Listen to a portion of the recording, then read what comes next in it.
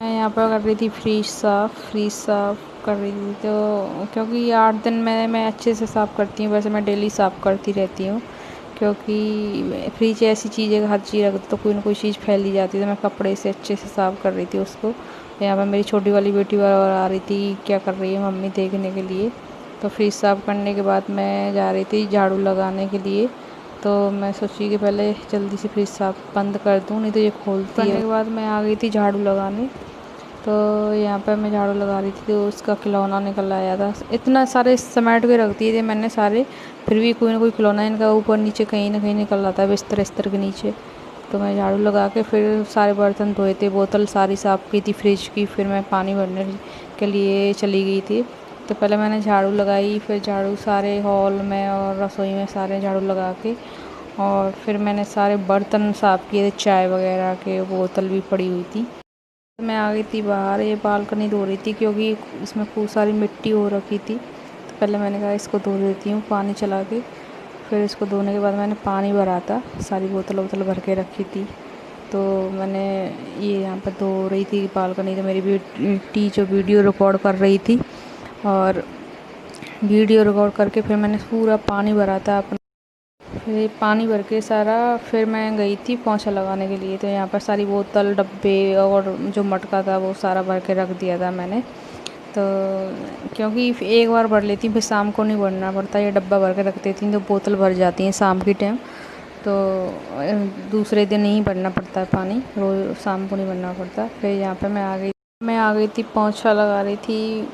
क्योंकि हॉल में लाइट नहीं आ रही थी, एक तो अंधेरा अंधेरा काफ़ी हो रहा था क्योंकि बद्दल भी हो रखे हैं, तो बहुत ज़्यादा अंधेरा अंधेरा हो रखा था। तो मैं पोंछा लगा के फिर फिर मैंने ना नहाया धोया, सारा काम किया था अपना घर का। लगाने के बाद मैंने यहाँ पर पोंछा लगाने के बाद फिर मैंने बच्चों को नहलाया, कपड़े धोए, मैं खुद नहाई, सर धोया क्योंकि सर में काफ़ी सारा तेल लगा हुआ था। और फिर उसके बाद काफ़ी लेट हो गए थे हम क्योंकि थोड़ी सी सफाई की। स्वागत है मेरे चैनल सल्तनत ब्लॉग में। और ये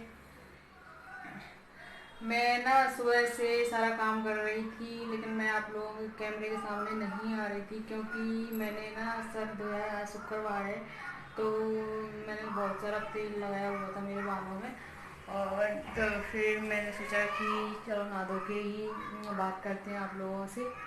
तो मैं अब नहा धो के कपड़े धो के बच्चों को नहला के तैयार करके सारा काम करके फिर मैं अब जा रही हूँ खाना बनाने, क्योंकि आज हमारा खाना बहुत ज़्यादा लेट हो गया है। हमने थोड़ा चाय और बिस्किट खा लिया था सुबह, क्योंकि थोड़ी सफाई करते हैं तो लेट हो जाते हैं। तो आज लेट हो गया है खाना क्योंकि 2 बजने वाले हैं। तो इसलिए मैं अब जल्दी जल्दी सब्ज़ी बना रही हूँ। तो मैं सोचा सब्ज़ी की रेसिपी थोड़ी, बेसन के गट्टे की सब्ज़ी बना रही हूँ, तो थोड़ी सब्ज़ी की रेसिपी आप लोगों के साथ शेयर कर देती हूँ। तो चलिए हम चलते हैं किचन में, फिर आप लोगों से बात करती हूँ।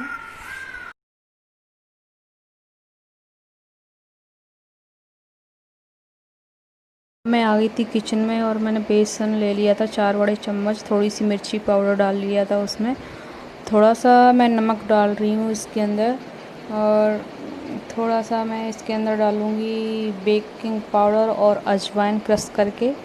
तो मैं नमक का डब्बा बंद करके रख दिया था, तो थोड़ा अजवाइन डाल रही थी मैं, क्रश करके हाथों से क्रश करके थोड़ी अजवाइन डाल दी थी। और थोड़ा सा बेकिंग पाउडर डालूँगी मैं इसके अंदर ताकि थोड़े सॉफ्ट बन जाए बेसन के गट्टे।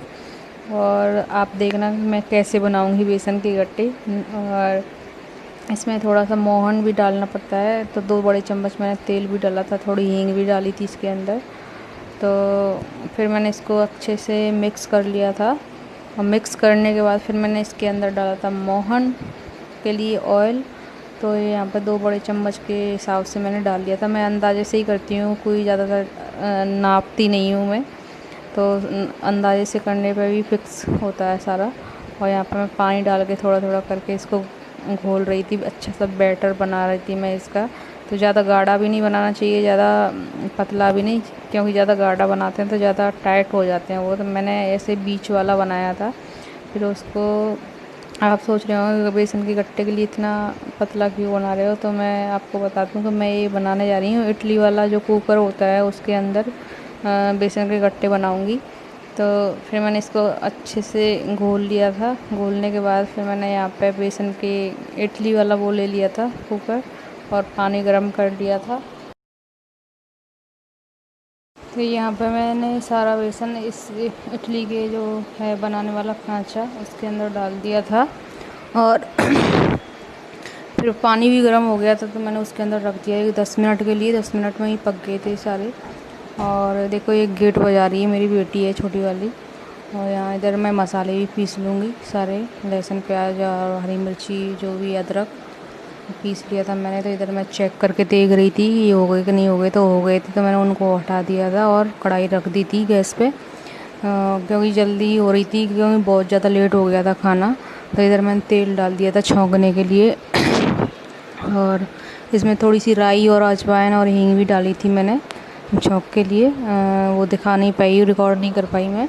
और यहाँ पे मैं गरम हो रहा था भुज रहा था अजवाइन और राई। तब तक मैंने हरी मिर्ची भी काट के रख रखी थी, तो वो हरी मिर्ची भी मैं डाल दूँगी इसके अंदर, 2-3 हरी मिर्ची। और मैंने इसके अंदर प्याज नहीं डाला था काट के, क्योंकि मुझे दही डालना था इसलिए। और हरी मिर्ची भुजने के बाद फिर मैंने इसमें डाल दिया था जो मसाला मैंने पीसा हुआ था, लहसुन प्याज अदरक और थोड़ी सी हरी मिर्ची पीस के डाली थी मैंने इसके अंदर। तो अच्छे से भून लिया था मैंने। इसमें बस एक ही चीज़ है कि इसको अच्छे से भूनना चाहिए, लहसुन प्याज को, उसको ये भून जाए। उसके बाद सारे मसाले ऐड कर दिए थे मैंने, नमक हल्दी और लाल मिर्ची और धनिया पाउडर। फिर उनको भी भून लिया था मैंने। उनको भून के हो रही थी, भून रहा था, तब तक मैंने इडलियों को बाहर निकाल लिया था। जो गट्टे के लिए मैंने इडली बनाई थी उसको बाहर कर लिया था मैंने। और मैं देख रही थी चेक करके कच्चा तो नहीं रहा, लेकिन बहुत ही अच्छा स्पंजी सा बना था, पनीर की तरह बिल्कुल। तो मैंने सारी इडली निकाल ली थी। देखो बिल्कुल भी चिपकी भी नहीं है, क्योंकि मैंने थोड़ा सा ऑयल लगा लिया था उसके अंदर।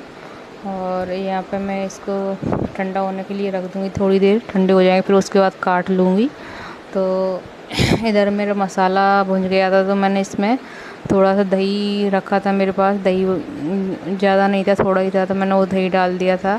तो क्योंकि थोड़ा आधी सी कटोरी दही होना चाहिए, पर मेरे पास थोड़ा ही था तो मैंने थोड़ा ही डाला था।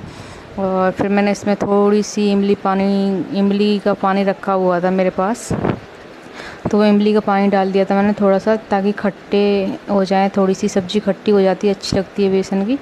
तो क्योंकि दही खट्टा नहीं था, थोड़ा ही था, तो इसलिए मैंने डाला था इमली का पानी।